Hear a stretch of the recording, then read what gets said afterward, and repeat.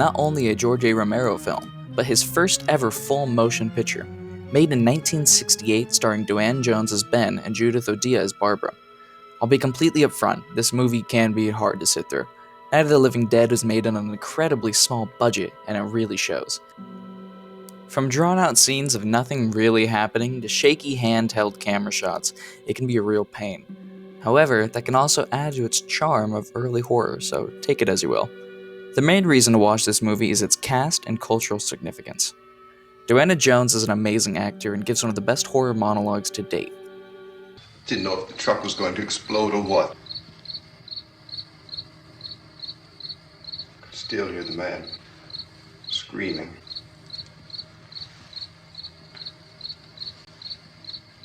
This thing is just backing away from it. I looked back at the diner to see if there was anyone there who could help me. It was when I noticed that the entire place had been encircled. And not to mention, he was the first ever black man to play the hero in a film, and was released only 4 years after the end of segregation. So good on you, George. You made the right call here. Night of the Living Dead is also one of the first examples of stereotypical zombies in any medium either. It was only predated by the movie White Zombie made in 1932, but White Zombie didn't score highly in the box office, making Night of the Living Dead the movie that popularized the genre. Also, previous iterations of zombies were people turned zombies by voodoo, or they were considered ghouls. But Night of the Living Dead was the first to have corpses brought back to life. They're coming to get you, Barbara.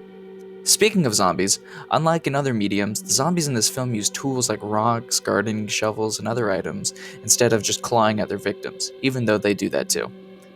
In the film, the group finds a TV in the house they're taking refuge in, and a reporter goes over the logistics of zombies, giving details on how they're created, how long it takes for a corpse to turn into a zombie, and that you have to destroy the brain to put it down. The news reports looking at it from 2020 are completely unnecessary because the idea of a zombie is just so ingrained into our culture, and often it seems more entertaining to watch the protagonists figure all this out for themselves rather than be told straight out. However, again, this is the first time in media where the dead were coming back to life, so these details from a reporter were necessary for the audience to understand what's going on. And the rules laid out in the film are now standard rules in any zombie movie, TV show, video game, and books all alike. They also go on to explain that zombies are caused by radiation from a satellite that is returned from Venus, but that detail didn't stick like the rest did. This film also shows what I feel is most likely to happen in an actual zombie apocalypse. A ragtag, redneck army wander the streets shooting any zombie that gets in their way.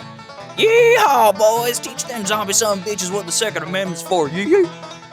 But by the end of the film, 7 of the 8 named main characters have been killed off, which only leaves my main man Ben, when suddenly the rednecks come up to kill the zombies and save Ben.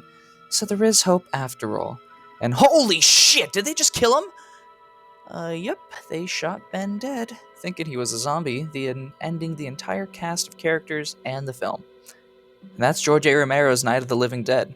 Movie-wise, it gets a 6 out of 10, but you can't look past its cultural significance. I mean, The Walking Dead got like 10 seasons alone, so thank George for all the money you made beating a Walking Dead horse AMC. Well, see y'all tomorrow when we cover a personal favorite of mine, Rosemary's Baby.